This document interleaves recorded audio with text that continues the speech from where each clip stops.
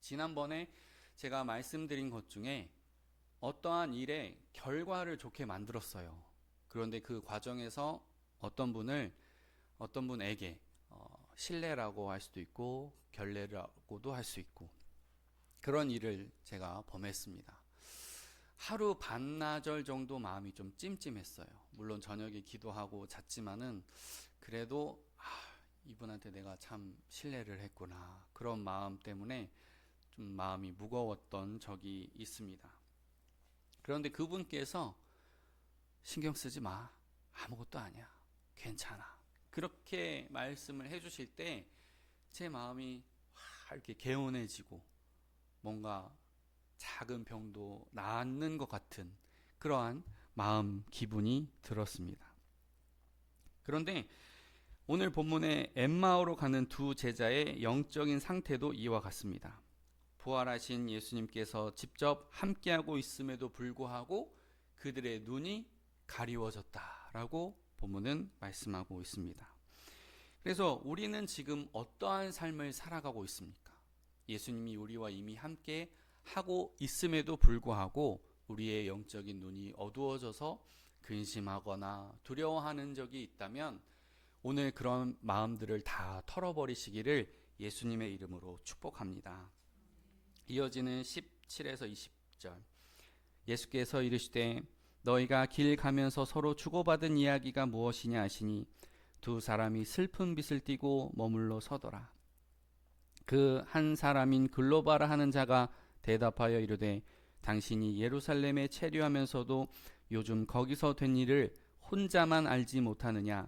이르시되 무슨 일이냐. 이르되 나사렛 예수의 일이니 그는 하나님과 모든 백성 앞에서 말과 일에 능하신 선지자이거늘 우리 대제사장들과 관리들이 사형 판결에 넘겨주어 십자가에 못 박았느니라.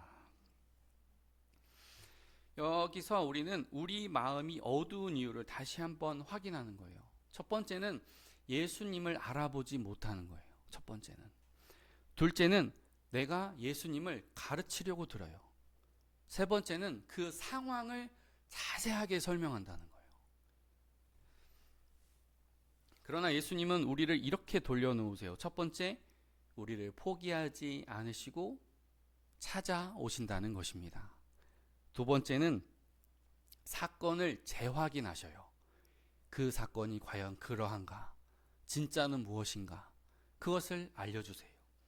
세 번째는 하나님의 나라의 기적을 보여주시고 알려주시는 거예요.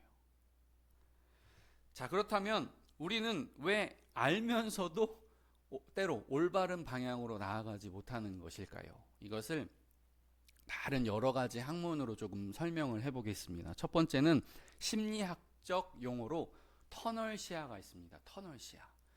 내 시야가 좁다는 거예요. 내가 바라보는 것만 계속 바라본다는 거예요. 다른 용어로는 확증 편향이라는 말도 있습니다. 내가 바라본 것, 내 생각, 내 지식, 내 경험으로 바라본 그 사건이 정확할 것이다 라고 예상하는 거예요. 그러나 그것이 아니라는 거죠. 사건은 다양하게 해석될 수가 있습니다.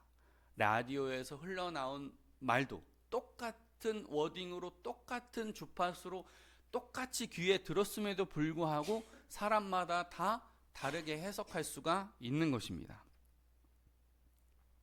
그래서 우리는 신앙과 지혜와 타인과의 대화로 상당한 도움을 받아야 합니다. 그리고 두 번째, 뇌과학적 용어로는 편도체의 과도한 활성화가 있어요. 이게 무슨 말이냐면 해마, 기억을 담당하는 그런 해마 옆에 편도체가 있어서 이게 경고의 역할을 합니다. 띠리리리링 띠리리리링 하고 울려요. 이게 적당한 건 괜찮습니다. 자동차가 내 곁을 지나간다. 조심해야지. 이건 적당한 편도체에 해당하지만 과도하게 울리면은 내 어떠한 이성적인 판단까지도 흐려진다는 거예요. 우리가 정유재란 당시에 7,000량 해전이 있었어요. 조선 수군 1만이 사망하는 그런 대패를 경험을 합니다. 그때 이순신이 풀려나고 다시 수군을 맡아서 가는데 선조가 순신아, 안 될 것 같다. 수군 버리고 육군으로 합류해. 라고 한 것은 편도체의 과도한 활성화죠. 이길 수 있는데 두려움 때문에 수군을 포기하라는 거예요. 이게 편도체의 과도한 활성화라는 겁니다. 그러면은 이순신에게는 두려움이 없냐? 아니에요. 12척 가지고 100척, 200척, 300척을 상대를 해야 되는 거예요. 그 죽음에 대한 공포가 있었죠. 두 번째는 뭐예요? 선조의 명령을 한번 거역해서 옥고를 치루었잖아요. 그런데 그 공포를 2번이나 이겨낸 거예요. 그러니까 편도체의 과도한 활성화를 누가 잘 통제할 수 있느냐가 사건을 바로 바라볼 수 있는 그런 기회가 된다는 것입니다. 자, 그렇다면 오늘 본문에서 우리가 또한 성경에서 살펴볼 수 있는 바는 십자가가 주는 공포가 상당하다는 것입니다. 십자가가 주는 공포가 상당하다는 거예요. 물론 엘리사와 사르밧 과부의 아들, 엘리야와 사르밧 과부의 아들, 엘리사와 수넴 여인의 아들, 그 아들들이 다 살아난 역사가 구약에서 있습니다. 그러나 물론 이제 나사로도 살아났지만 누구의 기도를 통해서, 누구의 선언을 통해서 살아난 것이 아니라 본인이 십자가에 매달렸는데 살아날 수가 있는가? 이 십자가의 형벌은 2가지의 의미가 있죠. 첫 번째는 일하기 싫어하는 노예의 손에, 도망가는 노예의 발에 꽂는 것입니다. 고정하는 것입니다. 반란을 일으킨 사람들의 손에, 그의 발에 꽂는 것입니다. 그래서 조선에 의하면 사형 형벌 중에 부관참시가 있죠. 죽은 사람을 다시 꺼내서 그 시체의 목을 치는 거예요. 그게 뭐예요? 명예살인입니다. 명예살인. 이미 죽었어요. 이미 고통을 느낄 수가 없어요. 그런데 왜 그런 끔찍한 일을 벌이느냐? 너의 명예마저도 박탈한다는 거예요.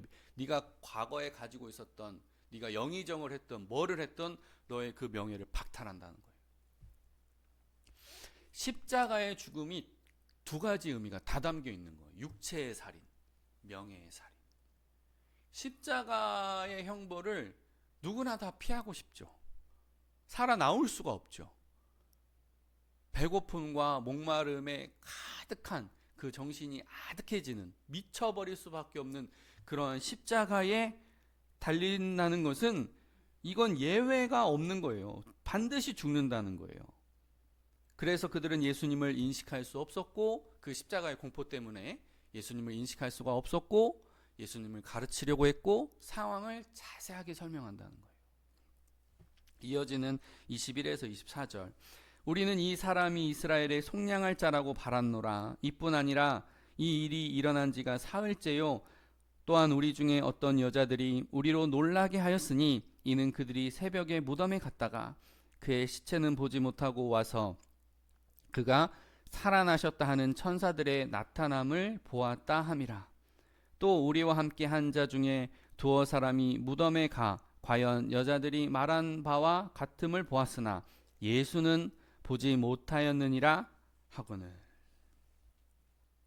우리는 여기서 확실하게 전해졌지만 미세하게 반응하는 믿음을 볼 수 있어요. 확실하게 전해졌어요. 그러나 믿음의 반응은 미세했다는 거예요. 확실하지가 못했다는 거예요. 그래서 아까도 말씀을 드렸지만 왜 엠마오로 가는 2 제자가 예수님의 부활을 확신하지 못했는가? 몇 가지 과학적인 이유도 알려드리겠습니다. 행동 경제학에서는 매물 비용의 오류라는 것을 소개합니다. 매물 비용의 오류. 이것은 뭐냐면은 내가 투여한 시간, 내가 투여한 노력, 내가 투여한 돈이 많으면 많을수록 사건을 다양하게 판독해내고 읽어낼 수가 없다는 거예요. 내가 들인 시간, 내가 들인 노력, 내가 들인 돈이 많으면 많을수록 그게 잘못됐을 때 더 많이 절망하고 더 많이 깨진다는 거예요. 분명히 다른 좋은 선택지가 옆에 있음에도 불구하고 그것을 선택하지 못하고 그 어떤 생각이 함몰되고 고정된다는 거예요. 이게 참 좋지 않은 거죠. 그리고 정신건강학에서는 우울과 강박이 있습니다. 제가 앞서서 설명드린 내가 그분한테 실수했네, 내가 그분한테 결례를 범했네 라고 하는 것이 적당하면 좋아요.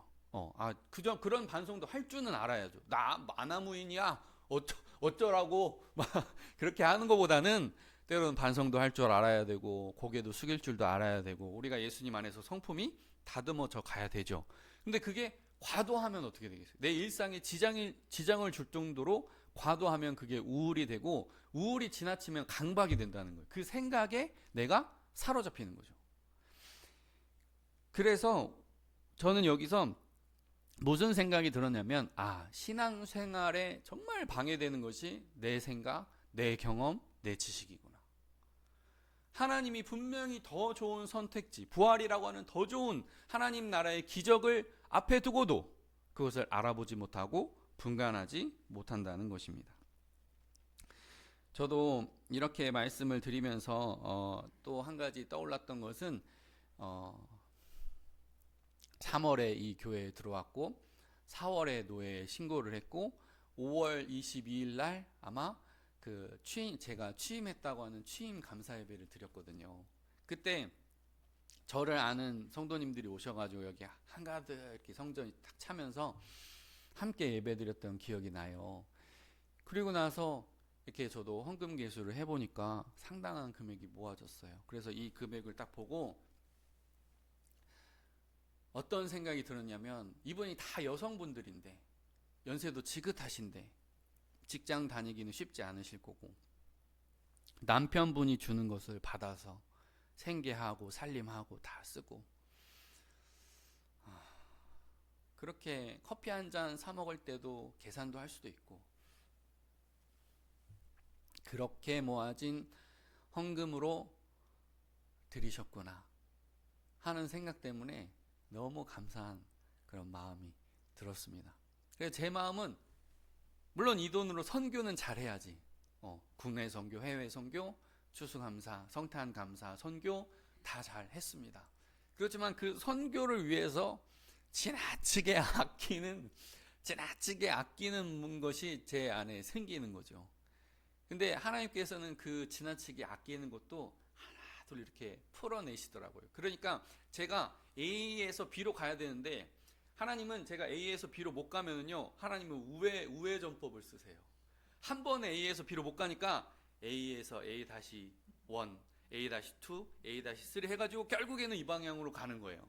그러니까 결국에 하나님 마음대로 하시네요 하는 생각이 들 정도로 하나님은 하나님 뜻대로 우리의 삶을 이끌어 가시는 중이세요.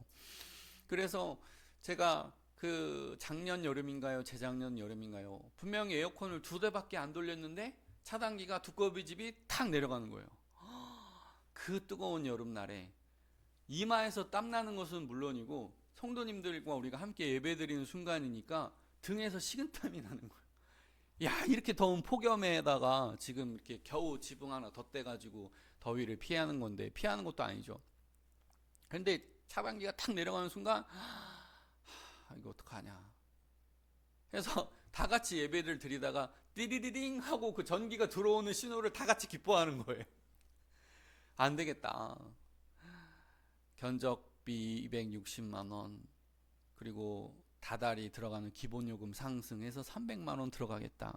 이 돈이면 우리는 정말 많은 일을 할 수 있는데 왜 이런 일을 그래도 예배가 안 드려지니까 해야 되는 거예요. 그래서 딱 하는데 몇 번 살펴보니까 이 위에 LED 등에 있는 전기, 이 쓰는 공간은 전기가 남아 돈다는 걸 알아가지고 재료비 15,000원에 해결을 했습니다. 너무 기분이 좋은 거예요. 재료비를 300만 원이 들어갈 뻔했는데 15,000원에 해결했으니까 200배를 아낀 거예요. 제가 하나님 감사합니다. 그리고 여러분 돈 들어갈 일 있으면 무조건 기도하세요. 여러분 어떻게든 절약할 일이 생겨요. 그래가지고 너무 감사하는데 이 의자를 보니까 너무 낡아가지고 그때는 저희는요 어려서 이걸 뜯어다가 빤다는 생각을 못했어요. 의자는 낡으면 버리는 거지 이걸 다 뜯어내서 빨아가지고 깨끗하게 패브릭 섬유는 그게 가능해요. 저희는 지금 코팅 섬유일 거예요. 그러니까 물티슈로만 닦으면은 그냥 쓱쓱쓱 닦이는 재질인데 전에 있던 거는 패브릭 섬유는 앉으면 폭신하긴 한데 때가 엄청 잘 타요. 그래가지고 주님 그래요. 하나님이 이렇게 나를 아끼게 하셨으니까 제가 이 의자라도 사모님 잘 아시지만 단둘이 예배드릴 때가 많지 않아요? 그러니까 의자를 산다는 건요 상상을 못해요. 친한 목사님이 사지마 성도님들 오면 사. 그러니까 그 성도님들 오면 사는 가로 열고 가로 닫고 그 말인 거예요. 단둘이 있는데 뭐하러 의자 바꾸냐는 거예요.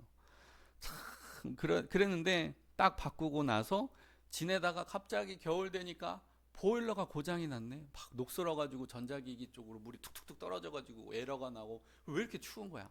그래서 보일러를 가는데 보일러를 안 틀기 위해서 제가 안 써본 난방기구가 없어요. 다 써봤어요. 저는 야, 뭐 온풍기도 써봤죠. 온풍기도 몇 개 써봤죠. 그 다음에 히터도 써봤죠. 라디에이터도 써봤죠.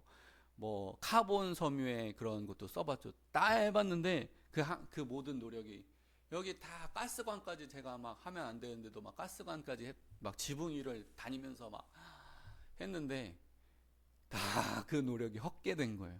결국엔 보일러를 사야 되는 거예요. 보일러를 교체를 했습니다. 조절기 밸브까지 다 고장나서 그것까지 다 고쳤어요.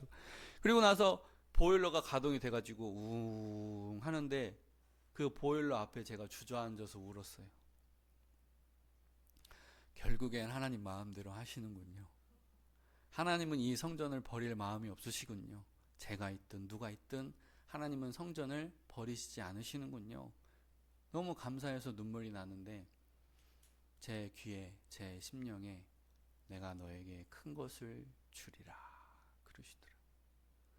저는 보통 음성을 들을 때 하나님의 그런 사인을 받을 때 지극히 작은 것에 충성했으니 내가 너에게 큰 것을, 그런 성경적인 음성으로 최근에 많이 들었거든요. 근데 최근에 그렇게 보일러 앞에서 엉엉 그 운날은 내가 너에게 큰 것을 주리라. 물론 그 큰 것이 무엇인지 1년 후에 나타날지 2년 후에 나타날지 뭔지 잘 모르겠지만 하나님께서 저를 칭찬하시는 그날이 생각이 났습니다. 그러면서 제가 이렇게 설교를 작성을 하면서 그래, 집행하는 나에게 큰 은혜를 주신다면 그 헌금을 하시는 성도들에게도 큰 은혜가 있을 것이다 라는 생각이 들더라고요. 헌신하시는 여러분에게 하나님의 채우심이 가득하시기를 주님의 이름으로 축복합니다. 그래서 저는 이거를 결론을 짓자면은 저항하면 할수록 시간만 오래 걸린다라는 생각이 들었어요. 한번 따라해 보실래요? 저항하면 할수록 시간만 오래 걸린다. 빨리 항복하시기를 주님의 이름으로 축복합니다. 빨리 항복해야 하나님이 그 두 손에 채워주셔요. 여러분이 어떠한 영역에 항복하지 못하는 영역이 있다면, 그런 부분이 있다면 그 항복한 두 손에 하나님께서 가득 채워주시기를 예수님의 이름으로 축복하고 또 소망합니다. 이어지는 25에서 27절 이르시되 미련하고 선지자들이 말한 모든 것을 마음에 더디 믿는 자들이여 그리스도가 이런 고난을 받고 자기의 영광에 들어가야 할 것이 아니냐 하시고 이에 모세와 모든 선지자의 글로 시작하여 모든 성경에 쓴 바 자기에 관한 것을 자세히 설명하시니라. 아멘. 저는 이것이 합리가 아니라 믿음이어야 된다라는 생각이 들었어요. 합리가 아니라 믿음이어야 된다. 그런데 이 믿음이라는 것에 합리가 있어요. 그것은 무엇이냐면 고난이 있어야 영광이 있다는 거예요. 세상 사람들은 고난이 있으면 나쁘다, 재수 없다, 액땜했다, 별말을 다 하지만 우리의 믿음, 신앙생활하는 사람의 믿음의 합리는 고난이 있어야 영광이 있다는 거예요. 동서양에는 많은 이런 인내에 대한 말들이 있어요. 첫 번째는 매화는 추운 겨울을 나야 향기롭다. 아몬드를 먹으려면 아몬드를 깨야 한다. 고진감래, no pain, no gain 등이 있습니다. 그러나 우리가 제일 잘하는 것은 no cross, no crown입니다. 십자가 없이는 부활이 없다는 거. 죽음이 없이는 부활이 없다는 거예요. 결국에는 죽어야 산다는 거예요. 죽어야 살게 된다는 것입니다. 그리고 이어지는 본문을 보면 예수님께서 그 당시의 성경이었던 구약에 대해서 자세하게 말씀하셔요. 물론 전해지지는 않지만은 성경학자들의 추정에 의하면 다윗이 들은 예언, 그의 나라를 영원히 견고하게 하리라. 미가서의 베들레헴, 또 스가랴서의 나귀, 세 번째 이사야서의 여인의 후손으로 오신다. 그분이 우리의 죄와 질병을 감당하신다. 조롱당하신다. 부자의 무덤, 아리마대 요셉이 준비한 무덤에서 잠시 머무르신다. 모든 것이 예언이 되어 있어요. 그리고 또한 부활에 대해서도 예언도 많아요. 시편에 원수를 발판으로 삼기까지 너는 내 오른쪽에 앉아 있으라. 이사야서에는 드려진 속건 제물에서 씨가 난다. 이게 얼마나 기막힌 말씀입니까? 드려진 제물은요, 갈라요. 내장 이걸 다 떼어내요. 다 피처리 다 해요. 씻어요. 그리고 심지어는 아브라함 시대에는 그 사이를 지나가기도 했어요. 완전히 드려진 제물이라는 의미에서, 완전히 죽었다는 의미에서 그 제물 사이를 지나가기도 해요. 제물이라는 것은. 그런데 그 제물에서 씨가 난대요. 이게 부활을 다 상징하고 있습니다. 이 외에도 이삭이 맞이한 구원, 다니엘이 맞이한 구원, 사드락 메삭 아벳느고가 경험한 구원, 그 다음에 에스겔서의 마른 뼈가 살아난 것, 그 환상, 또한 아론의 싹난 지팡이. 어떻게 지팡이에서 싹이 나겠냐고요. 그리고 호세아서의 셋째 날에 우리를 일으키시리니, 이렇게 기록되어 있습니다. 그러니까 이런 것들을 다 이렇게 푸실 때 그들의 마음이 뜨거워지는 거죠. 이어지는 30에서 32절. 그들과 함께 음식 잡수실 때에 떡을 가지사 축사하시고 떼어 그들에게 주시니 그들의 눈이 밝아져 그인 줄 알아보더니 예수는 그들에게 보이지 아니하시는지라. 그들이 서로 말하되 길에서 우리에게 말씀하시고 우리에게 성경을 풀어주실 때에 우리 속에서 마음이 뜨겁지 아니하더냐 하고. 아멘. 저는 여기서 성경에 대해서 조금 강조를 해보겠습니다. 우리가 성경을 읽을 때 어떤 유익이 있는가 조금 더 나누는데요. 요즘 우리가 전쟁통에 살고 있지 않습니까? 온 세계가 트럼프를 욕합니다. 아무 뉴스나 틀어도 다 트럼프를 욕해요. 제가 봐도 저는 트럼프가 싫어요. 트럼프 때문에 기름값도 오르고 환율도 오르고 중산층이나 부자들은 조금 힘들어요. 그런데 아주 가난한 극빈자면 쌀 10kg 사 먹을 수 있는 사람이 5kg 사 먹게 되고 라면 10개 사 먹을 수 있는 사람이 5개밖에 못 사 먹게 되는 거거든요. 그들에게는 생존이 위협당하는 거예요. 그래서 트럼프가 벌리고 있는 일이 누구를 예고한 일도 아니고 막 동맹국들한테 뭐 너 가서 폭탄 맞으라고 그러고 누가 좋아하겠어요, 그런 사람을. 그런데요, 제가 어렸을 때 일이 생각났어요. 엄마, 세상은 왜 이렇게 탐욕스럽지? 세상은 왜 이렇게 이기적이지? 정말 이해가 안 돼. 제가 지금 참 순진해요, 그죠? 세상은 너무 이기적이야. 왜 이렇게 이기적인 애들이 많고. 그때는 학생이었으니까. 왜 그래 도대체. 그때 저희 어머니의 천하무적 방패 딱 말씀이 있어요. 잠언 16장 4절. 하나님께서 악인도 악한 날에 적당하게 하셨느니라. 그 말씀이 있거든요. 저도 빨리 이 트럼프의 임기가 끝나버렸으면 좋겠어요. 빨리 새로운 지도자가 나와서 잘 평화롭게 이끌었으면 좋겠어요. 그런데 트럼프도 하나님의 쓰임 안에 만약에 쓰이고 있다면 핵 위험이 조금 제거됐다는 거예요. 저는 그렇게 생각을 해요. 요한계시록에 저를 17년 전에 제가 요한계시록을 보고 배울 때는 소행성 충돌로 세상이 망한다고 생각했어요. 하늘의 권능이 흔들리고 그것이 충돌되고 이렇게 해서 세상이 망한다고 생각을 했거든요. 그런데 우리가 겨자씨를 다시 하면서 다시 보니까, 요한계시록 다시 보니까 전쟁으로 인한 어마어마한 죽음도 많아요. 땅의 3분의 1이 죽고 망하고, 수목의 3분의 1이 죽고 망하고, 바다의 3분의 1이 죽고 망하고, 물샘들, 그러니까 그 바닷물 말고 민물 맞나요? 민물의 3분의 1이 죽고, 인구의 3분의 1이 죽는 이 끔찍한 사건은 소행성 충돌로만 해석할 수 있을 것인가? 요한계시록을 다시 읽어보니까 아니에요. 왜 전쟁으로 망하는지도 자세히 설명되어 있어요. 다시 보면 횃불같이 타는 큰 별. 뭐예요? 횃불같이 뭐가 탄대요. 저는 이거 미사일로 보여요. 횃불같이 타는 큰 별. 이동을 하는데 뭔가 타요, 뒤에가. 그 다음에 쑥과 종기는 녹조 현상, 방사능 오염, 그런 물고기들이 폐사하는 거, 그런 방사능의 어떤 재앙. 그 다음에 큰 화덕의 연기, 폭발할 때, 우리가 핵 폭발할 때 그 알잖아요. 옛날 영상 같은 거 보면 버섯구름 피어오르듯이 올라오잖아요.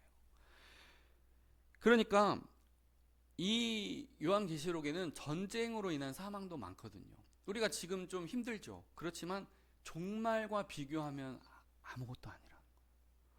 쌀 5kg가 60만 원쯤 되는 그런 살인적인 물가. 그러니까 쌀 20kg 사면요 월급 다 날아가요. 그 정도 되는 것이 종말의 때라는 거예요. 그 정도와 비교하면 지금은 낫다는 거예요. 그리고 이란의 핵 위험이 많이 제거되었다는 거. 그래서 우리는 세상이 이해가 되지 않으면 안 될수록 성경을 부지런히 접해야 돼요. 그래야 하나님께서 일하고 계신 것을 볼 수가 있어요. 언젠가 악인은 버려지고 또 하나님의 일하심을 우리는 다시 한번 보게 될 것입니다. 우리는 이것을 믿고 소망해야 합니다. 이어지는 33에서 35절. 곧 그때로 일어나 예루살렘에 돌아가 보니 열한 제자 및 그들과 함께한 자들이 모여 있어 말하기를 주께서 과연 살아나시고 시몬에게 보이셨다 하는지라. 두 사람도 길에서 된 일과 예수께서 떡을 떼심으로 자기들에게 알려지신 것을 말하더라. 아멘. 우리는 여기서 예수님께서 우리의 수준에 맞춰서 얘기하시는 것을 볼 수가 있어요. 증거를 주시는 그런 은혜를 봅니다. 그래서 예수님께서는 우리가 보다 높은 차원의 믿음을 소유하기를 원하고 있어요. 그래서 하나님은 예수님의 부활을 통해서 모든 사람이 믿을 만한 증거를 주신 것입니다. 세상의 많은 지식은 기억해도 되고 기억하지 않아도 돼요. 그러나 예수님의 십자가와 부활은 반드시 기억해야 합니다. 그리고 또한 세례와 성만찬을 성실히 잘 임해서 그리스도의 구원으로 들어가야 하는 것입니다. 이런 구속의 은혜가, 구원의 은혜가 저와 여러분에게 반드시 거하시고 천국에서 부활한 몸으로 다 만나시기를 예수님의 이름으로 축복합니다. 아멘. 기도하겠습니다.